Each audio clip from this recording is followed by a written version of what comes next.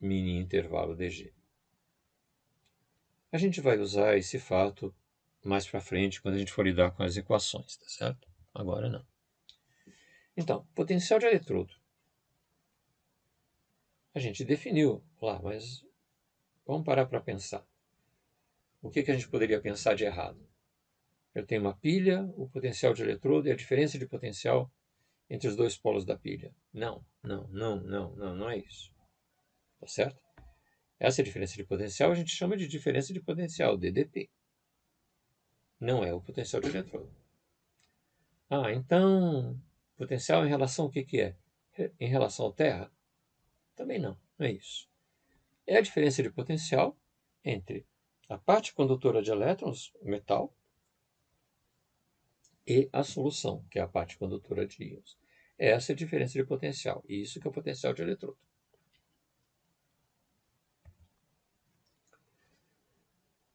Muito bem. Na figura anterior eu enfiei um fio na solução. Na verdade eu estou colocando um metal dentro da solução para servir de condutor elétrico. Na prática não funciona bem a gente botar um metal, porque eu não vou saber qual é a diferença de potencial entre este metal, que a gente está usando como eletrodo de medida, e a solução. Então a gente usa o chamado eletrodo de referência, que também é uma haste metálica ou alguma outra coisa, mas poderia ser uma haste metálica. Só que ela está dentro de uma solução controlada e existe uma relação entre essa solução controlada e a que a gente quer medir, que é um vidro poroso, uma cerâmica porosa, que faz com que o potencial na solução interna do eletrodo de referência e a solução em que a gente está medindo tenham o mesmo potencial, tá certo? E com isso a gente mede o potencial. E neste caso eu não estou numa pilha, então isso pode ser o potencial de equilíbrio, porque o sistema não está com fluxo de elétrons. A gente precisa tomar cuidado que essa mesma montagem, se a gente pegar a gente quer medir o potencial de eletrodo de zinco, por exemplo, magnésio, a gente não vai conseguir medir desse jeito, a gente vai estar na prática medindo o potencial de corrosão, tá certo? Mas agora, para a gente entender a diferença entre essa figura e a próxima, vamos considerar que isso aí é uma medida do potencial de equilíbrio. Agora, voltamos para a nossa pilha. Eu tenho elétrons saindo do anodo, eles estão passando por um amperímetro para medir a corrente, não afeta em nada, passam pela nossa resistência, eu posso medir essa voltagem, eles passam e entram no catodo, certo? Então o catodo é onde acontece uma reação de redução, nesse nosso exemplo é íons de cobre que se transformam em cobre metálico, e o anodo, onde acontece a oxidação. Onde que a gente mede o potencial de eletrodo? Do mesmo jeito. O eletrodo de referência aqui para o anodo, outro de referência para o catodo. E aí não vai passar corrente nenhuma pelo processo, pelos eletrodos de referência, a corrente passa por fora. Eu estou medindo o potencial de eletrodos? Sim, estou em um sistema que está com corrente.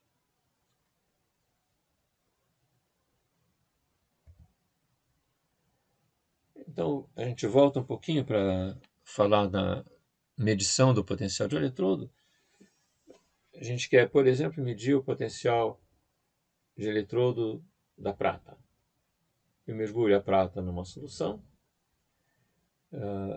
A gente vai ter aqui uma diferença de potencial, que é o potencial de eletrodo da prata.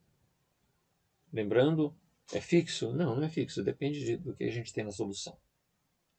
A quantidade de íons de prata na solução e de outros íons também. E a gente usa um eletrodo de referência, só que esse eletrodo de referência vai ter também uma diferença de potencial em relação à solução. Então, o que a gente de verdade mede aqui nesse voltímetro é o potencial da prata, que é o que a gente deseja, mais o potencial do eletrodo de referência. E o que eu quero é o eletrodo, o que eu quero é o potencial de eletrodo da prata, então ele vai ser igual ao que eu medi menos o potencial do eletrodo de referência. Aí, se a gente souber qual é esse potencial aqui do eleitrodo de referência, a gente obtém o valor da prata. A gente utiliza diferentes tipos de eletrodos de referência. Por exemplo, o eletrodo de cloreto de prata, ele vai ter um potencial próprio aqui de 197 milivolts. Tá certo? Esse número é arbitrário, esse 197 milivolts. Porque, na verdade, a gente fica sem saída para saber o valor absoluto disso. Então, as associações internacionais de eletroquímica estabeleceram que este potencial de referência é zero para um eletrodo muito específico, que não tem nada de especial, é apenas muito estável, tá? Que é o eletrodo padrão de hidrogênio.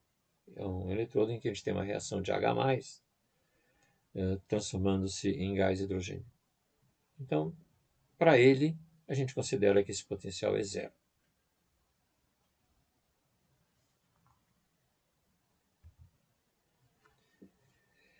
Bem, vamos voltar para a questão da pilha. Então, a gente já sabe que a gente tem potenciais, que a gente pode medir esses potenciais. Essa medida usa uma escala arbitrária. Tudo bem? Nós vamos pensar, então, intuitivamente em duas questões. Numa pilha, quem tem potencial mais alto, o anodo ou o catodo? Tá certo? Vocês podem ter decorado a força eletromotriz e o potencial do catodo menos o do anodo. Tá? Mas eu quero que a gente olhe para uma pilha, pense e descubra quem que é catodo e quem que é anodo. Tá certo? Que qual que deles tem potencial mais alto. O raciocínio que eu faço é o seguinte. Naquela figura que a gente viu, certo? Os elétrons estão indo para o catodo. O elétron vai para onde? Para onde o potencial é mais alto. Portanto, o catodo tem potencial mais alto que o anodo. Ou seja, a força eletromotriz é o potencial do catodo menos do anodo e tem que ser maior do que zero para que uma pilha funcione.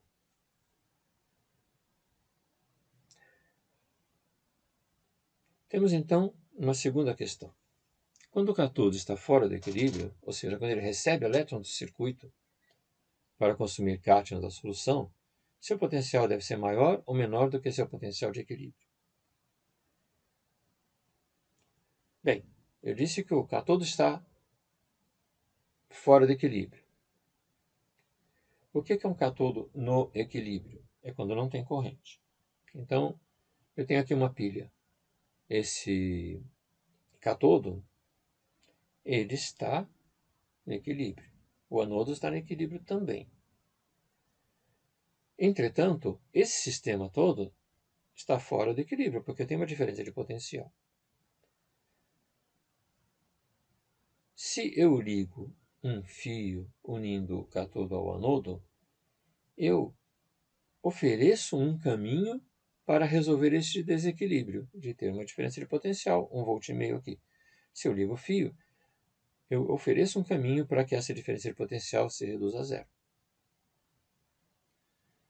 E tudo na natureza é assim, eu tenho uma diferença de potencial, eu tenho uma coisa no alto, outra ela cai, certo? Tem uma diferença de potencial, todos os fenômenos buscam diminuir essas diferenças de potencial.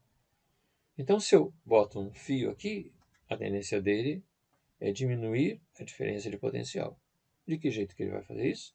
Diminuindo o potencial mais alto, que é o do catodo, e aumentando o potencial mais baixo, que é o do anodo. Tá certo? Isso é que é descrito pelas curvas de polarização. Vamos pegar o exemplo da pilha.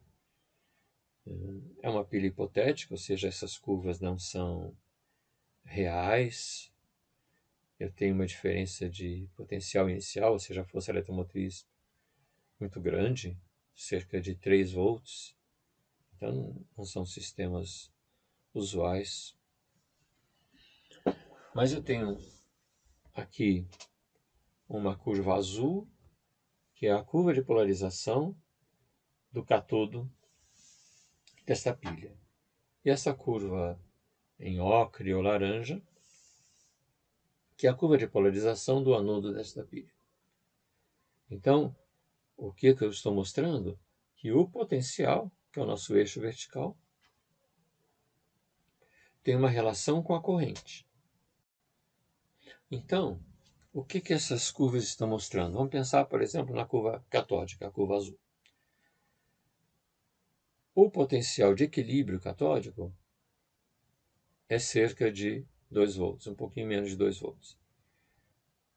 Quando que acontece esse potencial de equilíbrio? Quando a corrente é zero. Agora, se eu passo a ter corrente, ou seja, eu liguei um fio com uma resistência, se a resistência for grande, não vai passar muita corrente. Então, o que vai acontecer? O potencial vai diminuir um pouco. Foi o raciocínio que a gente fez agora. E à medida que eu vou usando resistências menores, eu vou tendo correntes maiores e o potencial vai decrescendo aqui. Certo? Já no anodo acontece o oposto. Se eu coloco a carga, o potencial vai aumentando. Quanto menor essa resistência, maior a corrente e mais ele aumenta. Eu estou trabalhando aí com o módulo da corrente, porque na verdade a corrente ela muda de sinal conforme a direção, mas eu não quero me preocupar com isso agora. Então boto o módulo da corrente. O que acontece? Para uma dada carga, eu vou ter uma dada corrente, por exemplo, eu tenho aqui cerca de 0,25 amperes, e eu tenho então uma diferença de potencial, que é essa. E aqui eu tenho a corrente. Se eu multiplicar a diferença de potencial pela corrente, o que eu tenho? Potência. Então, nesta corrente, a potência vai ser a área desse retângulo cinza. O que mais que a gente percebe aqui? Que essas duas curvas se cruzam em um dado momento. Se elas se cruzam, a diferença de potencial é zero. Significa que eu botei um fio entre os dois polos da pilha sem resistência nenhuma. Isso é um curto-circuito. Se eu fizer isso aqui, vai dar uma faísca e tal. E eu não posso ter uma corrente maior do que essa. Não posso ter uma inversão aqui de polarização. Eu só inverto isso aí se eu aplicar uma tensão, que é o caso da eletrólise. Aqui não. Então isso aí é a corrente de curto-circuito, é a máxima corrente que eu posso ter numa pilha. Na prática eu vou usar isso como informação do limite que essa pilha pode suportar. Bem, então se eu variar a carga, eu vou variar a corrente. Como é que varia então a área deste retângulo?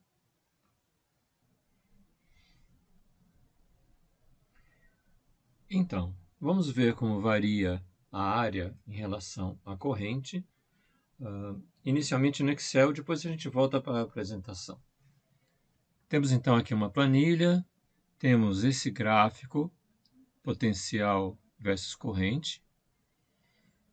Nós podemos pegar a DDP, então temos um novo gráfico, DDP versus corrente. Neste gráfico aqui nós temos a potência em função da corrente, onde a potência é a DDP vezes a corrente. E, finalmente, nós temos a derivada dessa curva da potência aqui. O que mais? Nesse eixo vertical, nós temos a resistência. Então, temos uma pilha e fazemos um circuito com uma dada resistência. Só que nós colocamos a raiz quadrada da resistência para caber aqui. E a gente tem alguns botões aqui para fazer esse ponto andar. Vamos colocar na resistência máxima, ou quase máxima, não, uma resistência grande. Então nós temos uma corrente pequena, uma potência também pequena, em torno de 0,05. Estamos aqui com uma derivada muito positiva e a área, a gente vê, é pequena, ou seja, a potência é pequena. Então, vamos diminuindo a resistência e com isso aumentando a corrente. Vocês veem que o retângulo vai ficando com uma corrente maior e uma DDP menor. A área vai aumentando. Está aumentando a área, a derivada está diminuindo, ou seja, a inclinação está diminuindo. A gente está se aproximando de uma região onde a derivada vai ser igual a zero. Aqui.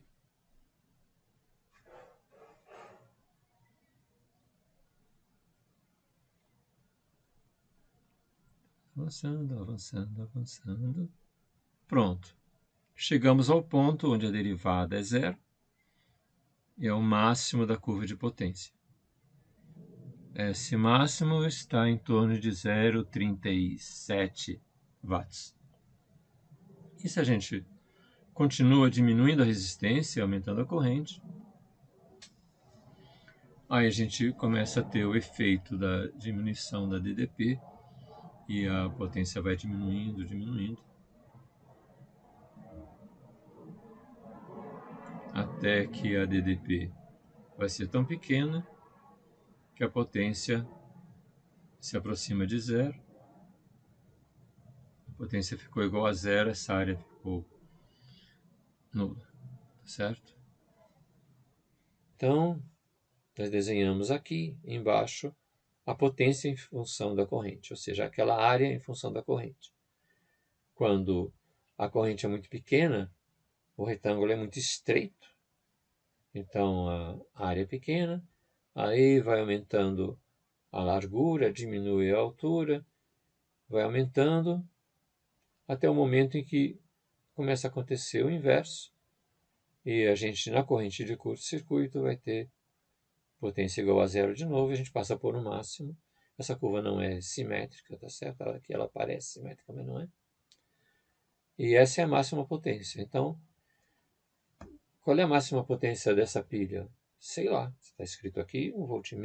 Eu sei qual é a voltagem que ela fornece quando ela não está ligada. Qual é a potência máxima? Vai depender, a potência num dado momento vai depender da carga. Se eu botar a carga exata aí, eu vou ter essa potência máxima. Então, para saber a potência máxima, eu preciso ter as curvas de polarização. Então, essa pilha tem sim uma potência máxima, mas eles não dizem para a gente, até porque ela vai variando com o tempo, a pilha vai decaindo.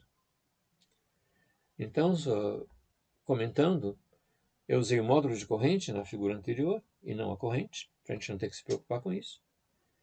E no gráfico, eu volto para o gráfico, então, a gente usou uma nova variável, que é esse eta, tá certo? A letra grega eta, que é a sobretensão. O que é a sobretensão? É o potencial em uma dada situação, que é esse potencial aqui, menos o potencial de equilíbrio. Nesse caso, essa sobretensão é valor negativo. Já essa sobretensão aqui, que é anódica, é este valor menos o potencial de equilíbrio anódico. Essa sobretensão aqui é positiva. E por que criar uma palavra nova, que é a sobretensão? Tá certo?